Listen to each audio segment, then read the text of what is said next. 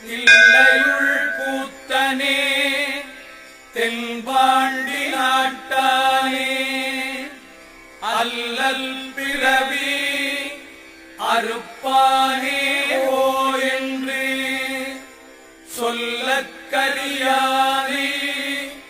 சொல்லித் திருவடிக்கு சொல்லிய பாட்டில்